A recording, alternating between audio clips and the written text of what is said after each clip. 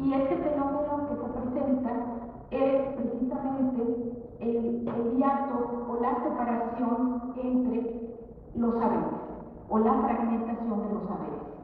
Esto tiene que ver de alguna manera con el origen de la propia disciplina educativa, de la propia pedagogía.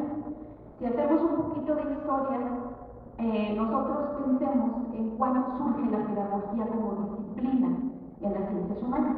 Bueno, pues surge precisamente a partir de la Revolución Francesa, surge con la modernidad y surge con la idea de alguna manera de esa concepción dualista de la razón por un lado y por otro lado la cuestión práctica.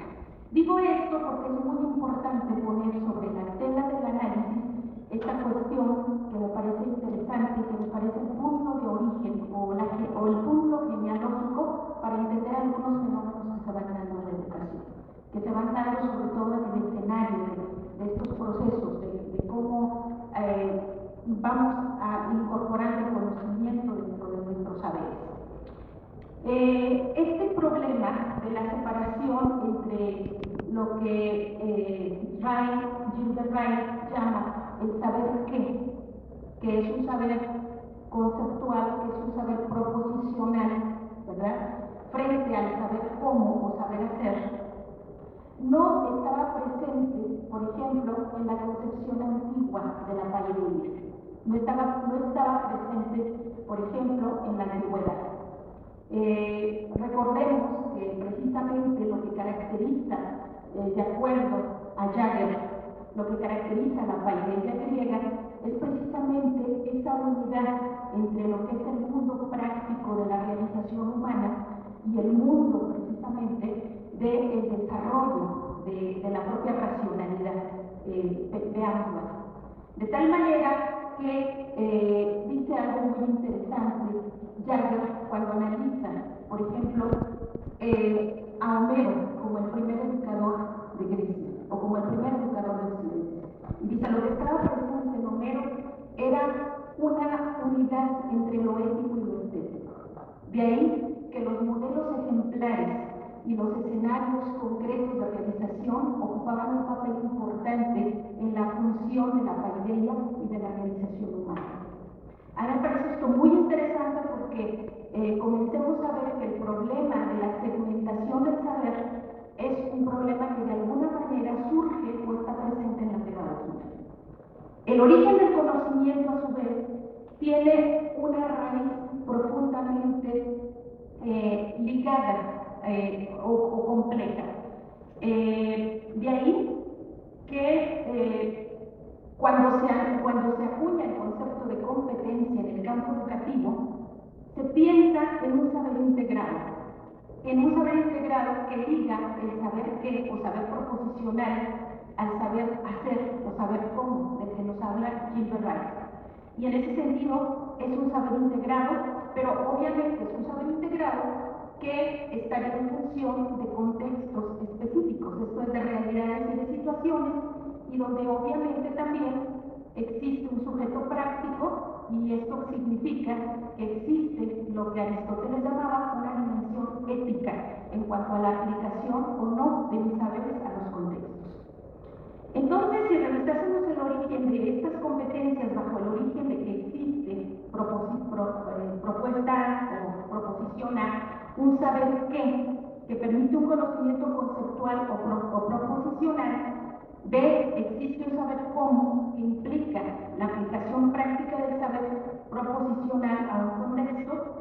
Por lo tanto, C, la competencia implica un saber que integrado a un saber cómo en un determinado contexto y de acuerdo a una posición deliberativa de parte de un sujeto al cual pondremos como él.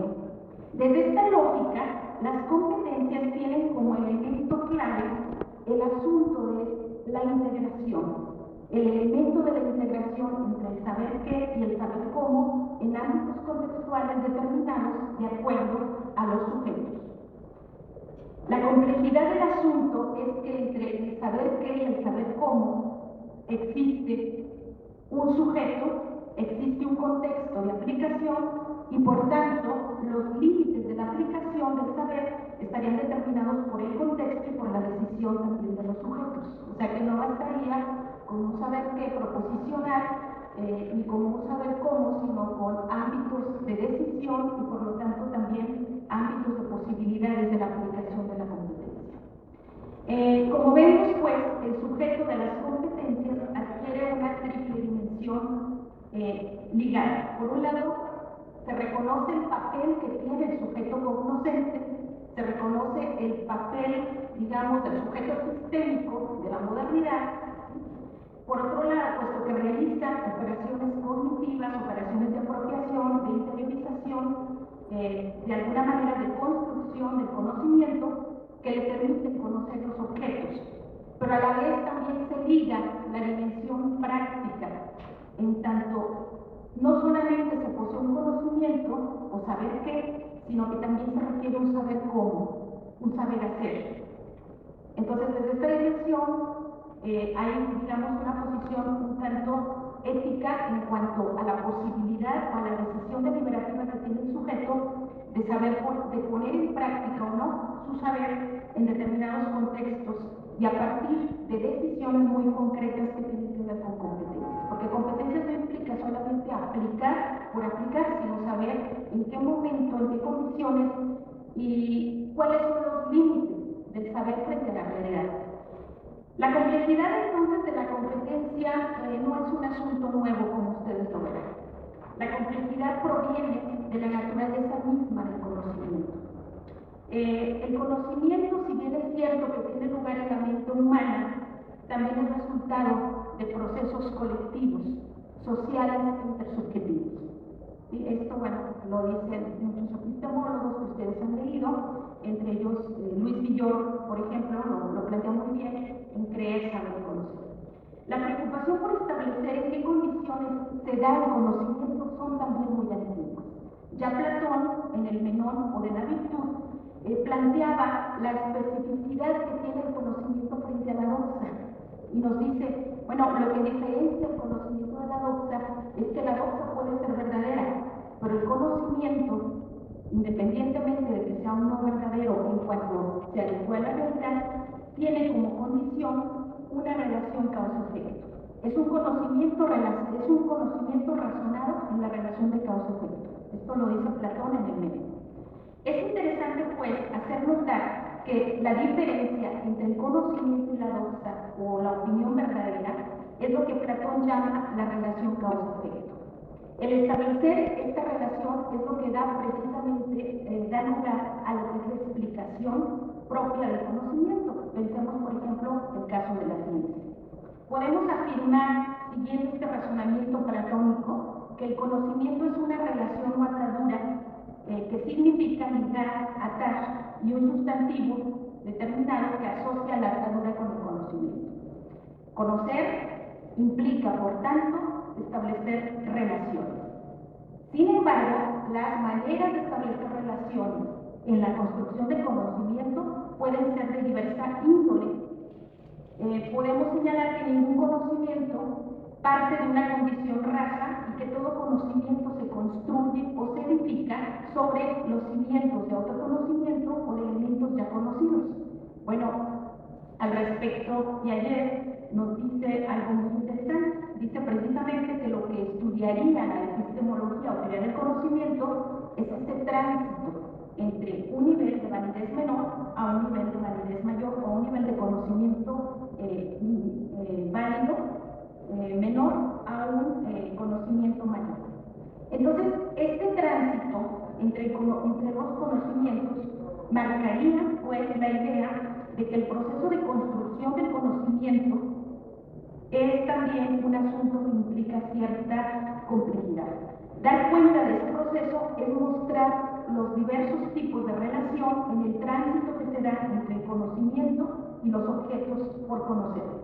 Así, siendo ese el sujeto que conoce, R el conjunto de los objetos conocidos y T el conjunto de cosas cognoscibles, objetos a conocer, podemos establecer que el sujeto establece diversos tipos de relación con R que le permiten lograr T, el conocimiento. Y bueno, esto se puede de alguna manera ver de manera, digamos, un tanto formal. Las posibilidades entonces del conocimiento también son diversas. Esto es algo que ya estaba presente desde la antigüedad, pero que en el discurso de las competencias no lo presenta como una cuestión muy novedosa. En realidad es recuperar algo de lo que la epistemología ya había planteado. Las posibilidades del conocimiento pueden ser diversas y estarían también en función del sujeto cognoscente, pero también de los contextos y de las intersubjetividades que se dan en el mundo cultural de los sujetos. Desde esta cuestión, entonces, podemos decir que la construcción del conocimiento está definido por esa relación entre lo conocido y lo que es posible conocer. Y sobre esto también hay diversas posibilidades. Como ven ustedes, esta visión compleja del conocimiento no se dejó de lado, al menos para los griegos. Y cuando hablo de los griegos, bueno, me refiero desde el propio Platón, pasando por Aristóteles, y sobre todo estos dos filósofos, que si bien es cierto que Platón podemos considerar que establece o pone por encima del mundo sensible, el mundo de la razón, el mundo de las ideas, en Platón digamos que también hay una búsqueda importante entre un equilibrio entre, digamos, el mundo práctico y el mundo racional. El problema del conocimiento, entonces, desde esta perspectiva, no queda reducido a un simple saber basado en construcciones formales, sino sobre todo a las contingencias que impone la interrelación social y que obligan a actuar y poner en práctica el resultado de dichas construcciones racionales. Así, en la paideia griega se planteaba que la virtud o arete suponía aspectos de orden emotivo, como el carácter, la voluntad, la disposición y sus relaciones con el objeto del juicio. Por ello, para la paideia, formar en la virtud implicaba tener modelos estéticos, ejemplos, figuras que representaban la aspiración más elevada de la dimensión humana. Homero, el educador de la Grecia toda, según palabras de Platón, concibió a través de sus obras que la estética y la ética están ligadas. Por tanto, los valores más altos adquieren mediante su expresión estética, mediante su expresión en el mundo, el significado permanente y la fuerza emocional capaz de mover a los hombres.